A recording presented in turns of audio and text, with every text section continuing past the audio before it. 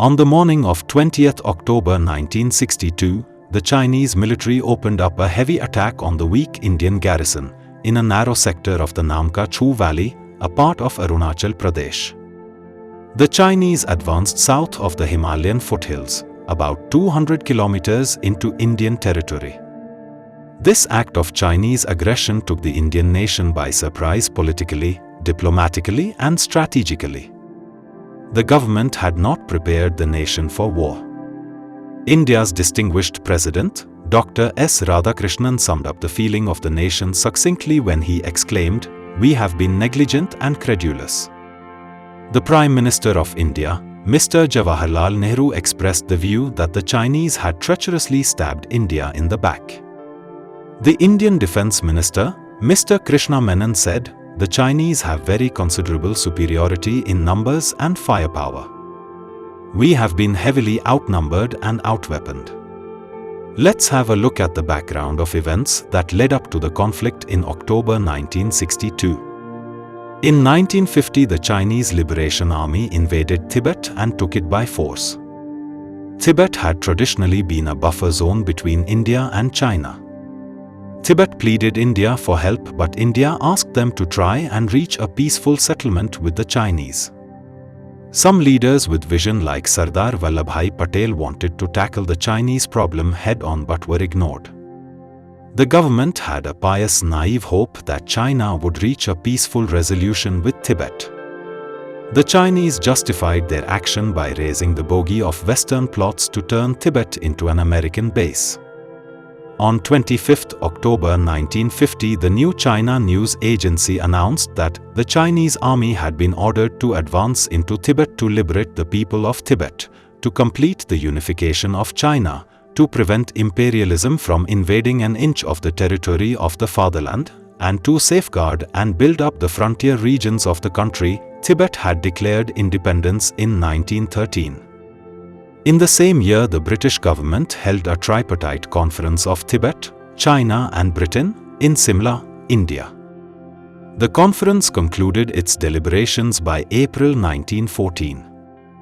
Briefly, the main provisions were that Tibet was divided into two regions, i.e. Inner and Outer Tibet. China agreed to abstain from all interference in the administration of Outer Tibet, which was to be fully autonomous. A Chinese resident was to be re-established. China agreed not to convert Tibet into a Chinese province or send troops to Outer Tibet. Agreement was also reached on the boundary between India and Tibet, from Bhutan eastwards to Burma, which was then under the British Indian government. This boundary later became known as the McMahon Line. The Chinese claim that they have never accepted the McMahon Line because they were not signatories to the Simla Convention. Tibet remained independent till 1950. Except for 2 short periods of direct Chinese rule, Tibet had been independent for years. The last British officer in Lhasa, Mr. H. Richardson, has said, "There was not a trace of Chinese authority in Tibet after 1912. All this historical background should have been enough ammunition for India to make a case for an independent Tibet. Instead, for China, we adopted a policy of appeasement and surrender. We accepted Chinese assertions that they would respect Tibet's autonomy and keep their promises that they would not resort to violence." Nehru even made a case for a permanent UN seat for China at the UN. China, meanwhile, was plotting against India.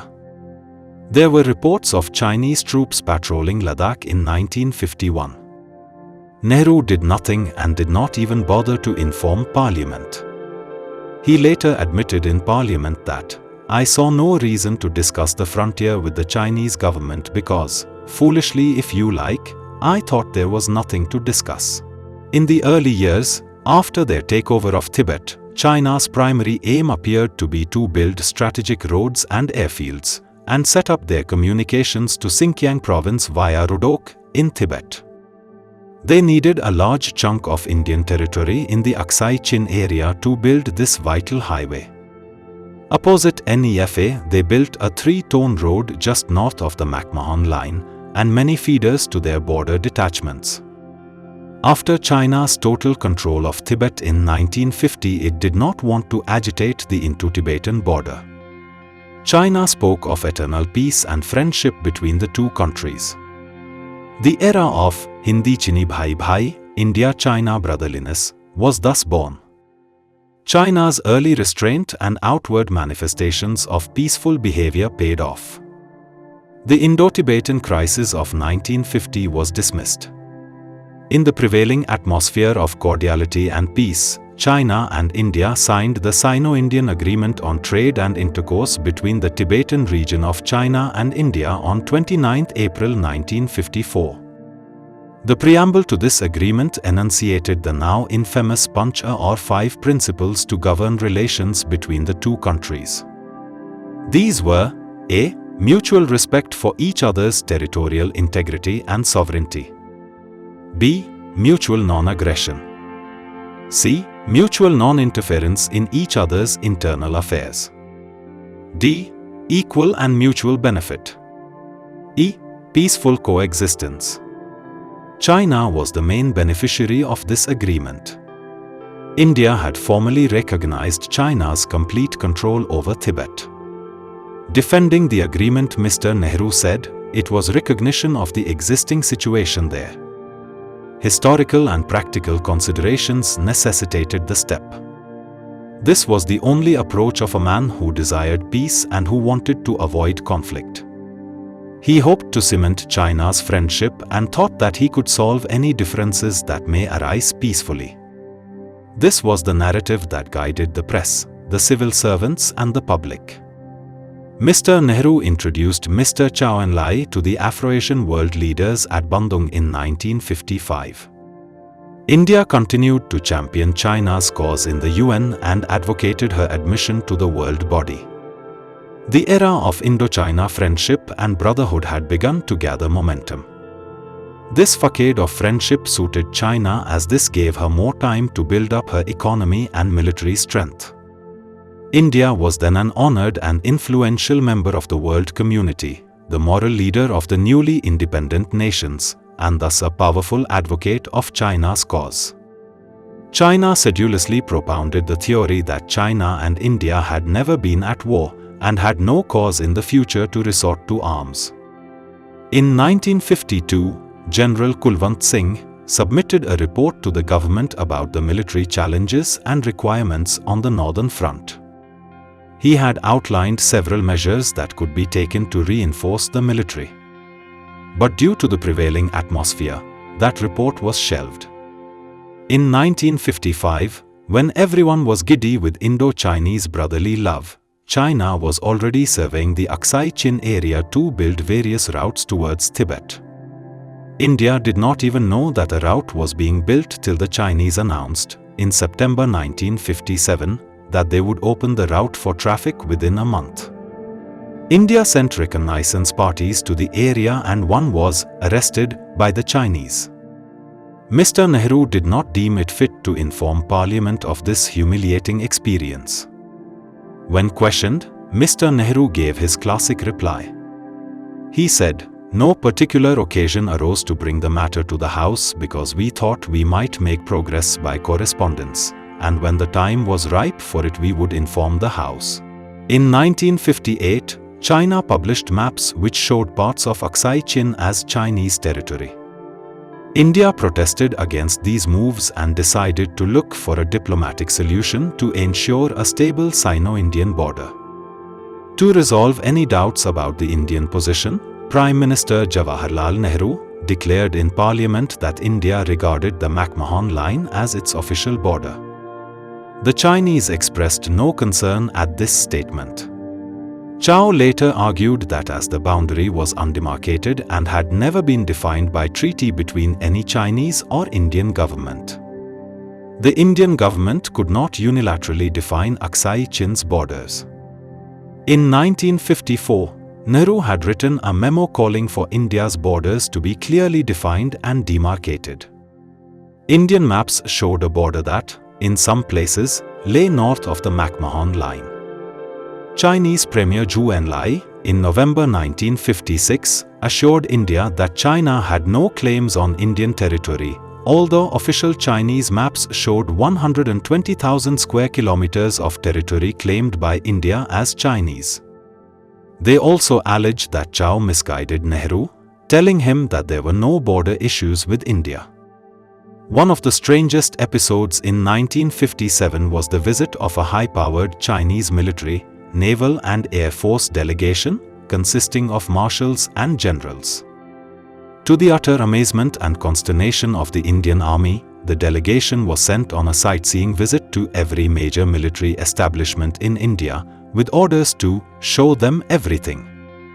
Nehru in 1958 had privately told G. Parthasarathi, the Indian envoy to China, not to trust the Chinese at all and send all communications directly to him, bypassing the defense minister, V.K. Krishna Menon, since his communist background clouded his thinking about China. Progress in relations suffered a major setback when, in 1959, Nehru accommodated the Tibetan religious leader at the time, the 14th Dalai Lama, who fled Lhasa after a failed Tibetan uprising against Chinese rule. The chairman of the Chinese Communist Party, Mao Zedong, was enraged and asked the Xinhua news agency to produce reports on Indian expansionists operating in Tibet. In the summer of 1961, China began patrolling along the McMahon Line. They entered parts of Indian-administered regions and much angered the Indians in doing so. The Chinese, however, did not believe they were intruding upon Indian territory. In response, the Indians launched a policy of creating outposts behind the Chinese troops so as to cut off their supplies and force their return to China. On 5 December 1961, the following orders went to the Eastern and Western Commands: "We are to patrol as far forward as possible from our present positions towards the international border as recognized by us. This will be done with a view to establishing additional posts located to prevent the Chinese from advancing further and also to dominate any Chinese posts already established in our territory." This has been referred to as the forward policy. There were eventually 60 such outposts, including 43 along the Chinese-claimed frontier in Aksai Chin.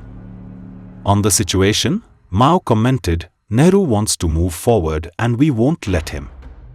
Originally, we tried to guard against this, but now it seems we cannot prevent it. If he wants to advance, we might as well adopt armed coexistence. You wave a gun, and I'll wave a gun. We'll stand face to face and each can practice our courage."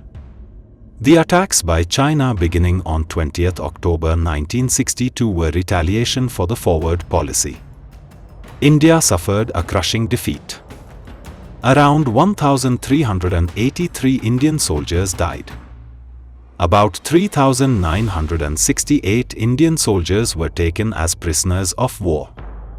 India lost around 38,000 square kilometers of land in the Aksai Chin region, which remains under Chinese control to this day.